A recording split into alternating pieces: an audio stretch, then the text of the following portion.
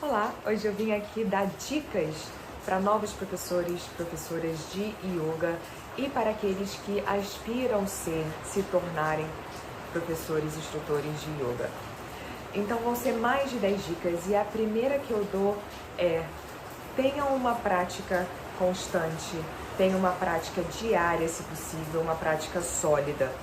Então, para a gente compartilhar alguma coisa, né, é importante que a gente tenha aquilo estabelecido na nossa vida de alguma forma, né, para a gente conseguir compartilhar a partir da nossa experiência. Então, ter uma prática constante, uma prática regular é primordial para se tornar um professor de yoga. Então, a gente sabe que muitas vezes a vida fica super corrida, que a gente fica super ocupado, mas criar o hábito de ter como se fosse esse bolsinho de tempo, né? Esse espacinho de tempo para a prática é muito importante. E aí às vezes me perguntam, né? Mas quanto tempo você acha que seria ideal para ter uma prática pessoal? O ideal que eu diria, que eu tento cultivar na minha rotina é uma prática de 1h30 para conseguir fazer os asanas, os exercícios de respiração e a meditação. Mas, se não for possível, tudo bem fazer o quanto de tempo você tiver disponível. Então, é mais importante fazer do que ter um tempo pré-estabelecido para a prática. E tem também outro ponto, né, que eu acho importante falar. Nós mulheres, nós somos seres cíclicos, então nós estamos lunando. Então, quando a gente está nessa prática, quando a gente está nesse momento do ciclo, que estamos na nossa lua, que a gente está menstruando, é uma época, né, que a gente está, uma época do mês que a gente está mais introspectiva, que a gente está com um pouco menos de energia. Então, a gente não precisa ficar se forçando a fazer uma prática de asanas intensa. Então, a prática pode se tornar mais restaurativa, a prática pode ser, inclusive, só a prática de exercício de respiração, pranayama e a meditação. Então, dá pra gente adaptar a nossa prática em relação ao nosso ciclo, em que momento a gente está do nosso ciclo. Então, o ideal é que a gente consiga cultivar essa prática diária ou o máximo de dias possível na semana, para que a gente tenha consistência, para a gente ter uma prática sólida e regular, para a partir daí a gente conseguir compartilhar. Até porque o que a gente vai compartilhar vem do que a gente sente, né? Então, até para as nossas instruções serem mais precisas, para os alunos sentirem verdade no que a gente está compartilhando, é importante que seja uma experiência vivida antes de compartilhada. Então, a primeira dica tenha uma prática regular, diária, se possível. A próxima dica é pensar na opção da formação. Então, quando você for escolher o curso de formação, pesquisa, pensa bem, pesquisa sobre não só o curso, mas sobre os professores que vão estar dando aquele curso, porque é um ponto muito importante, né? Mas, ao mesmo tempo, é só o início, é só a base. A formação é o nosso ponto de partida. Então, quando você achar cursos, né, que você esteja em dúvida, cursos de formação, talvez vá atrás dos alunos que tenham se formado nesse curso. Geralmente tem grupo nas redes sociais. Fale com os alunos, vê como eles se sentiram, dá as aulas daqueles professores que instruem, né, naquele curso de formação que você se interessa. Então pesquisa, encontra um professor, um curso que te inspire.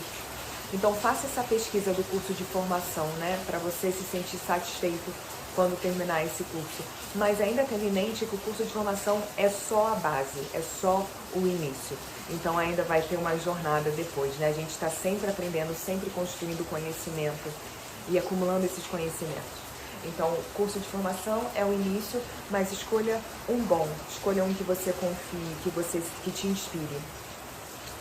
E uma coisa que eu sugeriria também é preferir formações que sejam mais longas, que sejam mais extensas. Mais extensas que eu digo no formato extensivo, em vez de um formato intensivo. Eu já dei aula em cursos de formação, tanto com duração de 1 ano, quanto com duração de 12 dias e de 20 dias. Tanto no formato intensivo quanto no formato extensivo. Então, a partir da minha experiência, né, do que eu observei dando aula nesses dois formatos, é que no curso extensivo existe um tempo maior para integração, para compreensão desse conhecimento, né? E para conseguir aplicar todos esses conhecimentos na vida de uma forma mais prática e mais sólida. Então, o curso extensivo, ele dá um tempo para digerir aquele conteúdo, para assimilar e para você conseguir integrar aquilo para você. É claro que às vezes, por questão de restrição de tempo, a gente só tem a opção de fazer intensivo. Não que o intensivo seja ruim, os cursos intensivos geralmente são uma grande imersão, né? Que geralmente o formato do curso intensivo, você viaja para algum lugar para ficar hospedado naquele lugar e ter uma vivência, uma imersão completa, né? O dia inteiro envolvido em atividades, em estudos, por um período específico de tempo, né? Então, pela minha experiência, eu vejo que os alunos que se formaram em um ano, eles tiveram um tempo maior de assimilação, de aprofundamento, de integração, enquanto que os alunos do intensivo, eles também tiveram um grande mergulho muito profundo, muito intenso, em pouco tempo. Eles, algumas vezes, na hora de voltar para casa e conseguir continuar aplicando aqueles princípios na sua vida, eles sofreram um pouquinho mais de choque, assim, de impacto. Então, alguns conseguem manter, outros não, assim como no extensivo também, né? Acontece de tudo, né? A vida acontece e a gente, muitas vezes, vai fazendo as escolhas que nos servem melhor naquele momento. Mas eu vejo que o intensivo há esse mergulho muito profundo, uma imersão muito grande. Então, os alunos mergulhados no universo do yoga por diversos dias seguidos. Só que aí tem essa questão de como equalizar, integrar isso no momento de retornar para casa. Então tem essa questão, né? E de ser muita informação concentrada em pouco tempo. Então, só manter esses dois pontos em mente, né? Mas fazendo a melhor escolha para você, né? Nem sempre o tempo que a gente tem disponível vai nos permitir fazer um curso extensivo. Então mantenha isso em mente, né? E aí, acabando o curso de formação, a melhor coisa a se fazer é começar a dar aula imediatamente. Então, comece a dar aula assim que possível, para quem você tiver disponível, para amigos, para família. Então, vai pegando as pessoas, oferecendo, quer receber aula de yoga para eu praticar? Então, ofereça práticas para você começar a construir uma confiança, para você começar a se sentir confortável, até porque a gente aprende melhor fazendo. Então, a melhor maneira de aprender a ensinar é de fato ensinando, né? Que nem quando a gente tira a carteira de motorista, a gente vai lá fazer a prova, ainda se sentindo meio inseguro, a maioria de nós, lá com medo de reprovar, e aí a gente passa na prova, mas ainda não se sente tão confortável a dirigir.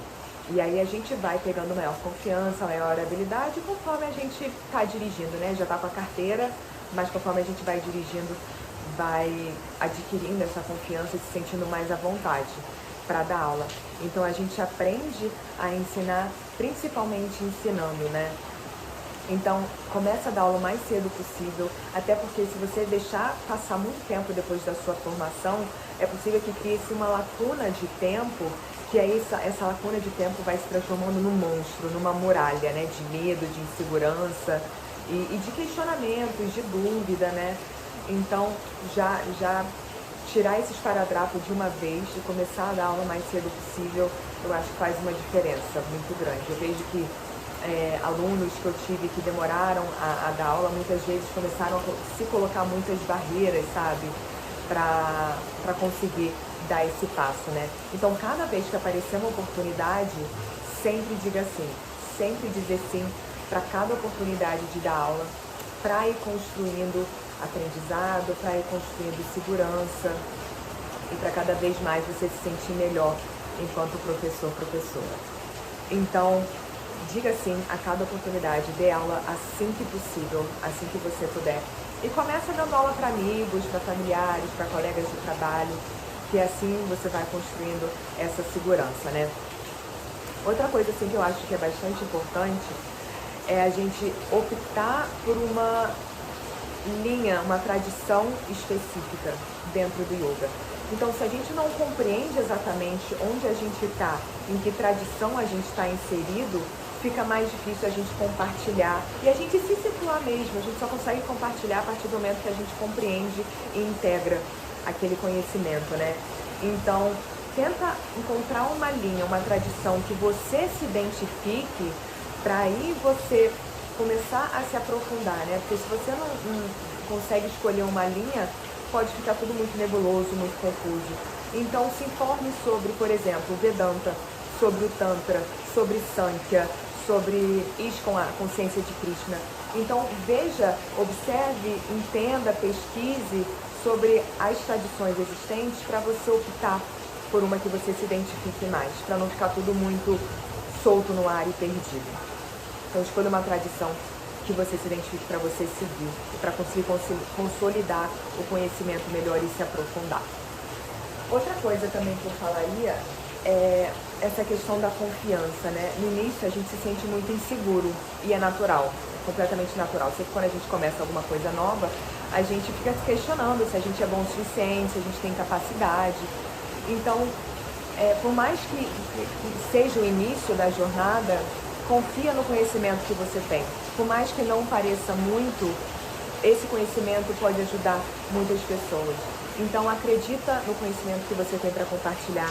Acredita em você, até porque é muito importante que a gente acredite na gente para que outras pessoas possam acreditar na gente. Se a gente não confia no que a gente tem para dizer, o que a gente compartilha parece que fica vazio. Então não tem convencimento, você não cria essa confiança, essa troca, essa conexão com as pessoas. Então confie na sua bagagem, no seu aprendizado, no que você tem a compartilhar. E aí, também muito ligado a essa confiança, né, tá a autenticidade. Então traga a sua essência, seja você, seja 100% você, quando você estiver dando aula. Não pense que você tem que ser parecido com aquele professor X ou Y, aquela professora que você vai na aula e admira e acha ela incrível. Então não tente copiar ninguém, seja você. E a sua autenticidade que vai se conectar com as outras pessoas, né, com seus alunos. Outra dica também que pode ser bem útil é investir em redes sociais, né? As redes sociais hoje em dia, elas dão muita visibilidade aos professores, aos instrutores e, em geral, né, o mundo hoje em dia funciona muito nessa base virtual. Então, as redes sociais podem dar visibilidade ao você começar a se inserir enquanto professor, professora de yoga. Outro ponto também é as indicações. Então, nesse momento de se inserir enquanto professor, pode ser muito útil você ser indicado, né, por alguém que está fazendo aula com você. Por isso que é legal começar dando aula para familiares, para amigos, para colegas de trabalho, porque daí esse círculo vai se expandindo, aí as pessoas vão gostar e vão indicar. Então o boca a boca, né, é sempre muito eficiente também, né? As indicações são muito eficientes, as pessoas acreditam na opinião de outra pessoa. Então, indicações são muito úteis e, além disso, conexões que se criam. Então, as conexões são muito importantes.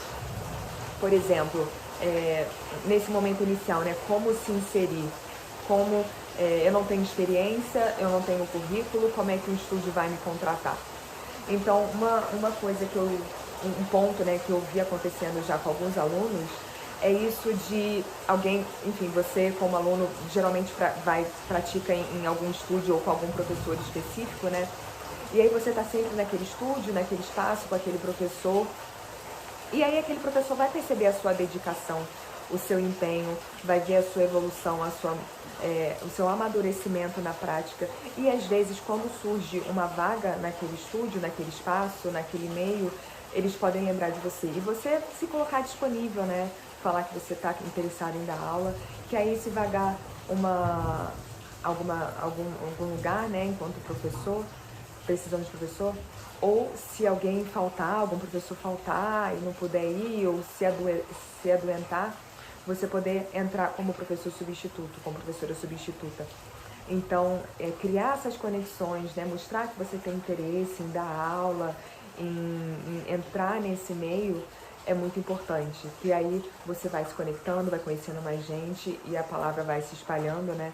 E aí, quando surge uma oportunidade, podem lembrar de você, né? Então, crie conexões, isso pode ser muito útil. Aí, já dando aula, né? Já nesse início de dar aula, pense em construir, em dar aula de maneira inclusiva. Ou seja,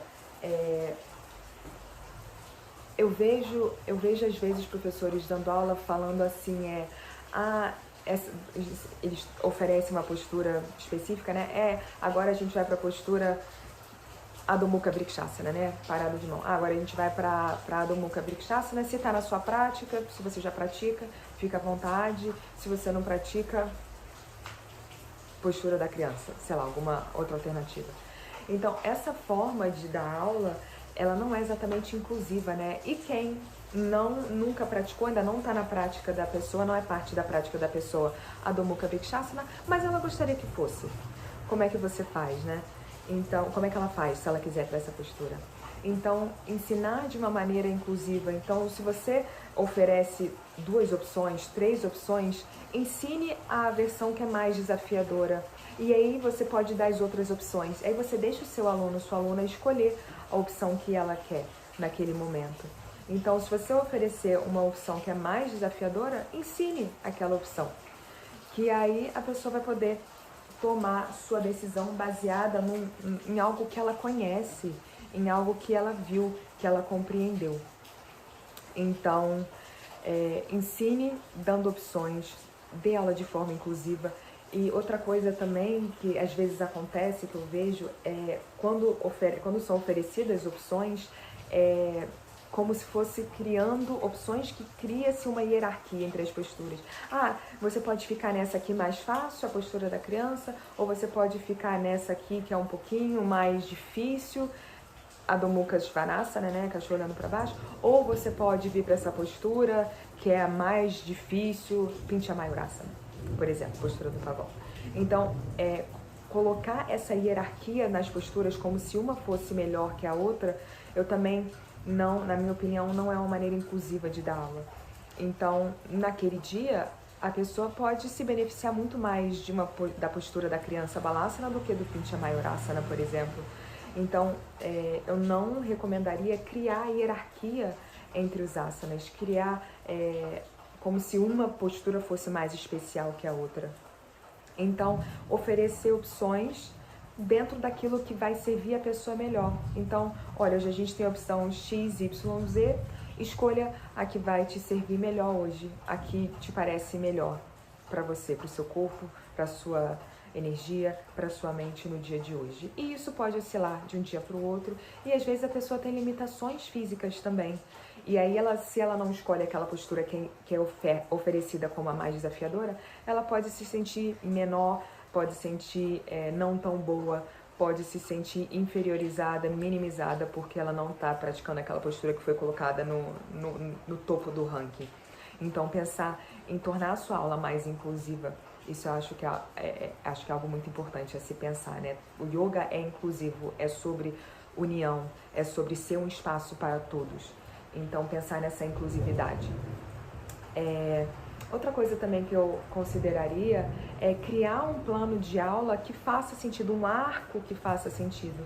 Então, a gente quer começar a aula aquecendo, aí a gente vai subindo a curva, vai aquecendo mais o corpo, traz as posturas que são um pouco mais intensas e depois a gente vai desacelerando e vai desaquecendo o corpo para conseguir depois chegar no Shavasana e ter esse momento de relaxamento, esse momento de integrar a prática. E outra coisa que eu sugiro também é sempre oferecer prática de pranayama, técnicas de respiração e de meditação em uma aula. Então, toda aula que eu dou tem asana, tem pranayama, tem meditação.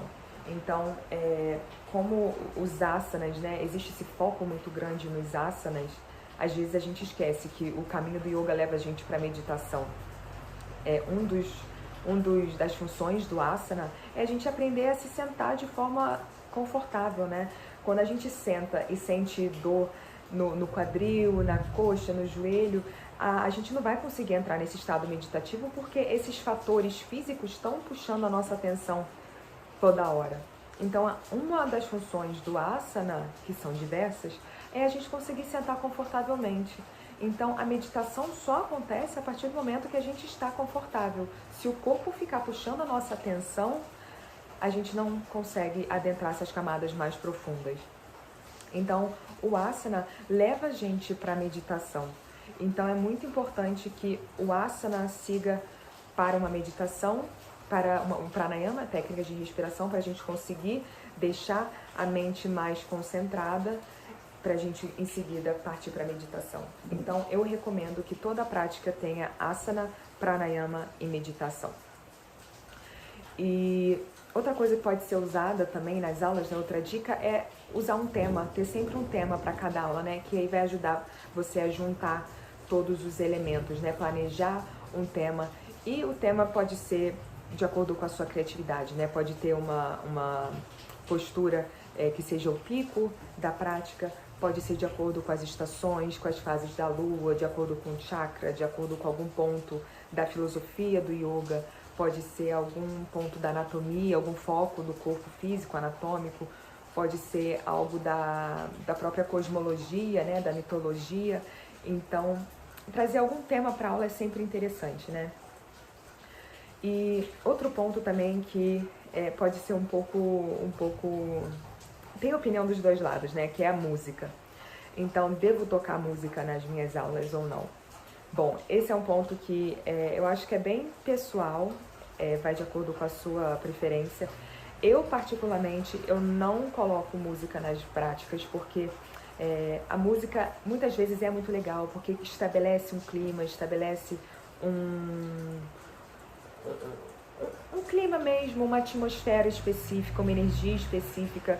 Só que a gente, enquanto professor, instrutor de yoga, a gente quer ser capaz também de criar essa energia, essa atmosfera acolhedora com a prática. Então, muitas vezes a música pode ser um ponto de distração, enquanto na nossa prática a gente está internalizando a nossa atenção, a gente quer trazer a nossa atenção para o nosso corpo físico, para a nossa respiração, para o corpo energético, para a mente. A música pode ser um fator que chama a gente para o externo. Muitas vezes a música também faz a gente se conectar com uma memória, com uma experiência específica, e aí vai trazer outras questões. Então, a música pode ser um fator de distração, de externalização, enquanto que o caminho que a gente está querendo fazer é de internalização, né? Em sânscrito, esse fluxo interno de energia se chama nivriti. Então, a gente quer, na verdade, focar, a gente quer colocar ênfase no nivriti, em vez do pavriti, que é esse fluxo de atenção para fora, né? A nossa vida já majoritariamente nos leva para fora, nos leva a perceber o mundo externo o tempo todo. Então a gente quer ter, a nossa prática de yoga é esse momento de internalização, de nivriti. Então eu particularmente não uso música na minha prática, tanto na minha prática pessoal quanto nas minhas aulas, né? Raramente, às vezes eu quero criar uma atmosfera específica e às vezes eu quero fazer uma prática um pouco mais diferente, então raramente assim eu coloco música, mas vai da sua preferência pessoal, mas mantendo em mente que tem essa questão, né, da música poder ser um fator de distração que vai tirar a sua percepção interna para o externo. Então, mantenha isso em mente quando você for decidir se quer usar música ou não nas suas aulas. Então, essas foram algumas dicas para você que está iniciando nessa jornada de ser instrutor de yoga, ou se você está interessado em se tornar um professor, uma professora de yoga. Então aqui vão algumas dicas para você começar essa jornada se sentindo seguro, se sentindo bem, se sentindo motivado. E qualquer dúvida, fica à vontade para deixar um comentário, qualquer sugestão. Fica à vontade também para seguir aqui nas redes sociais. E nos vemos no próximo vídeo. Gratidão, namastê.